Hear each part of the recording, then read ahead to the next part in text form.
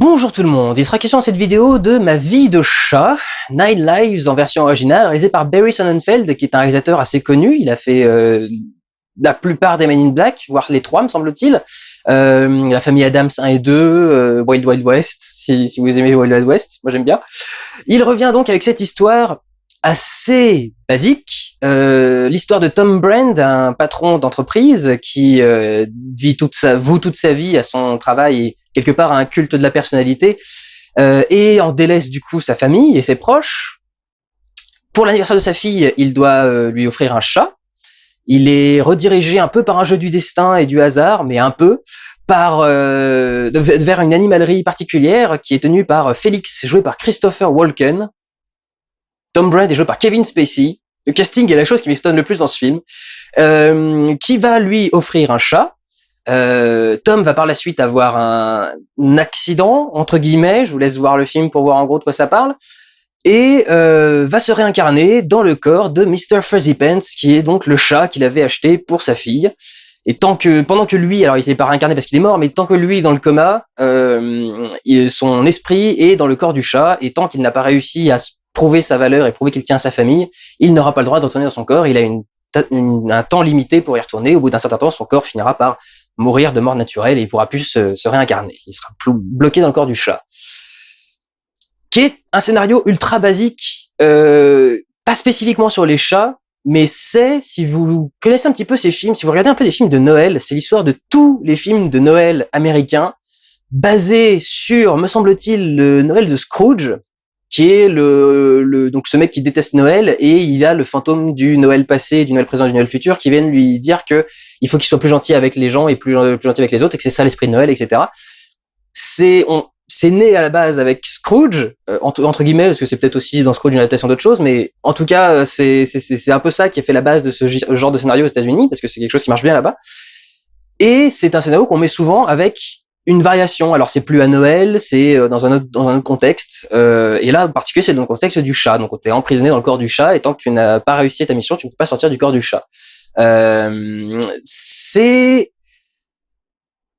va être mon truc personnel. Le film est bien, mais c'est pas un film pour le cinéma, enfin. On va pas voir des films comme ça aussi. Je suis allé en salle, je me suis dit, mais on sort encore des films comme ça au cinéma en 2016, et vous allez rigoler parce que c'est une production EuropaCorp. C'est un projet lancé par Christophe Lambert et Luc Besson, qui a été lancé en début 2015, possiblement tourné à la Cité du Cinéma, mais je crois pas. Je crois que ça a été tourné à Montréal et dans des studios aux États-Unis. Mais c'est une production 100% EuropaCorp. C'est une production 100% française d'un film donc américain. Et on fait une histoire de mec qui se réincarne en chat. Alors je veux bien, c'est joué par Kevin Spacey, et qu'avait-il comme impôt à payer pour dire oui à ce film? Qu'est-ce que Barry Sonnenfeld avait comme impôt à payer pour dire oui à ce film? Qu'est-ce que Christopher Walken? Bon, d'accord, il a plus beaucoup de rôles au cinéma, mais quand même! Venir jouer le rôle d'un gérant de magasin pour chats qui est en gros plus un magasin de Gremlins. C'est presque le truc des Gremlins, en fait. Je comprends pas comment ce film a pu se monter et que les gens ont pu dire oui, ça va marcher, aucun problème, ça va marcher. N'allez pas le voir au cinéma. Je vais vous faire une critique quand même, mais assez courte d'ailleurs, mais n'allez pas le voir au cinéma. On va pas voir des films comme ça au cinéma. C'est pas fait pour ça, le cinéma. Ça, c'est un film pour passer à la télé, c'est un film pour passer, pour louer au vidéoclub, c'est un film à regarder en VOD, mais c'est pas un film à aller voir au cinéma, enfin. Et j'ai été le voir au cinéma, mais c'est pas un film à aller voir au cinéma. C'est pas un film à sortir au cinéma. C'est sympa, mais c'est pas à sortir au cinéma. Et je veux dire que ça se sent parce que le film est très bien écrit, et je dis pas le contraire. Il est très bien joué, mais le budget se sent complètement. Le film commence avec Tom Brand qui fait un saut en parachute depuis un avion privé au-dessus de New York. Je suis pas sûr qu'on ait tout à fait le droit de le faire, mais peut-être. Mais du coup, il fait ça en début de film, et aussi bien la carlingue de l'avion qui est filmée, qui est très clairement un truc filmé sur un fond bleu en studio, parce que les lumières qui sont projetées dessus sont clairement des lumières de spot, c'est pas des lumières qu'on a quand on est dans le ciel. Bon, bref. Et quand même réussir à foirer un plan d'avion en 2016 en studio, enfin merde, la chute elle-même en aviation, enfin c'est fond bleu et parachute en numérique évident, et l'atterrissage sur un décor de studio plus visible que j'en ai rarement vu, enfin visible c'est fou. Alors pourtant, les autres décors du film sont pas du comme ça, c'est plutôt des intérieurs généralement, mais là c'est un extérieur, je crois que c'est la lumière qui va pas. Le décor passerait bien si la lumière était bonne, mais alors là avec la lumière, le décor fait toc, complètement faux, sans patine, sans rien. Enfin, la patine c'est ce qui fait le vieillissement, enfin l'impression que c'est vieux, et quand on est sur un toit, faut qu'on ait l'impression que c'est vieux. Et là j'ai pas du tout cette impression-là. Enfin, il y a vraiment des trucs qui trompent pas pour dire il y avait pas beaucoup de budget sur ce film, quoi. C'est vraiment assez visible. Il y a des moments où il passe outre. Les effets spéciaux du chat lui-même sont très bien faits. Il y a des plans en numérique, des très grands travelling, enfin des très grands travelling, mais très rapides et sur des très grandes distances. C'est un plan que Sonnenfeld aime bien. Barry Sonnenfeld aime bien faire des plans qui démarrent un peu au ras du sol ou de n'importe où, enfin des plans qui démarrent quelque part et qui se précipitent très très vite vers quelqu'un.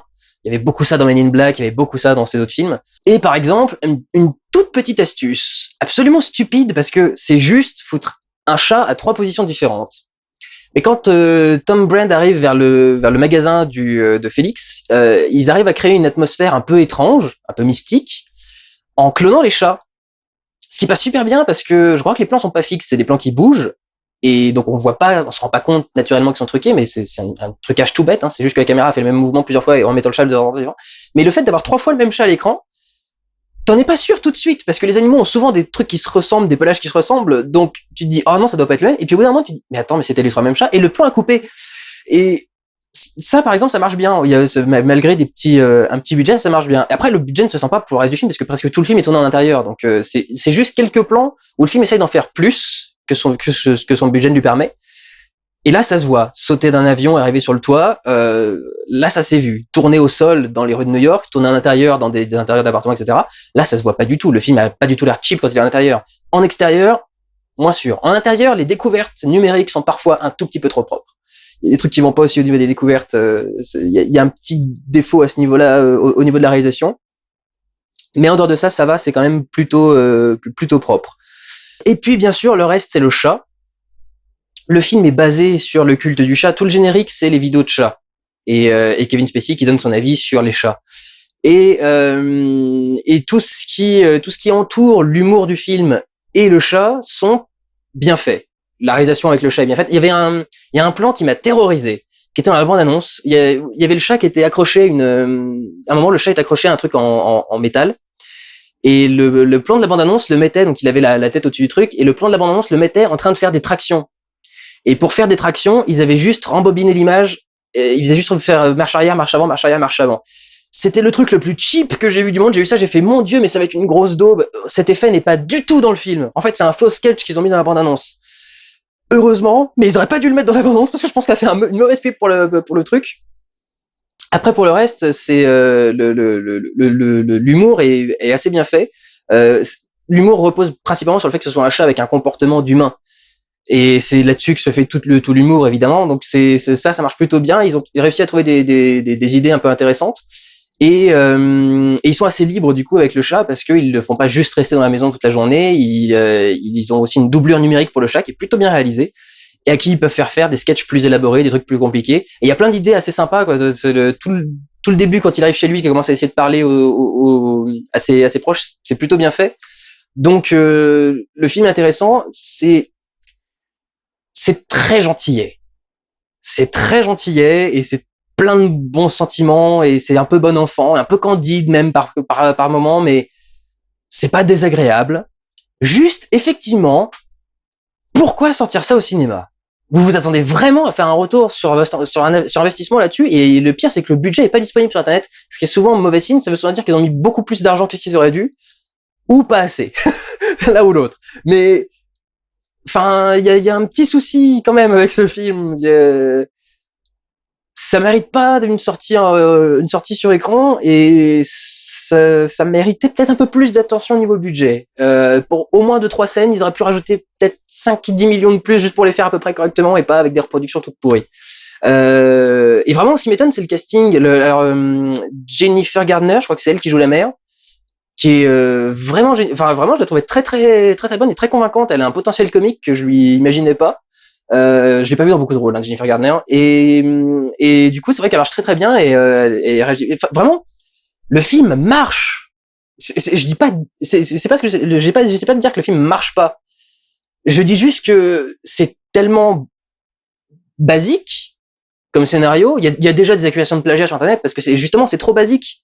C'est un script, enfin c'est une construction scénaristique de base, quoi. Le mec qui se fait transformer en autre chose et qui doit faire quelque chose de bien pour avoir le droit de redevenir normal, et traité de façon basique. Le mec qui est trop dans son boulot et qui voit plus sa famille et qui doit reprendre conscience de sa famille et tout. Donc voilà, c'est comme tout repose là-dessus. Si c'était juste un élément, mais tout repose là-dessus, sur le fait qu'il soit détaché de sa famille et tout. Donc à ce niveau-là, c'est pas très original, et c'est ça qui m'ennuie. Mais le film marche super bien, j'ai rigolé, j'ai trouvé ça sympa, mais j'aurais beaucoup plus apprécié de le regarder chez moi, sur ma télé, dans mon canapé, plutôt qu'être au cinéma avec des gens autour.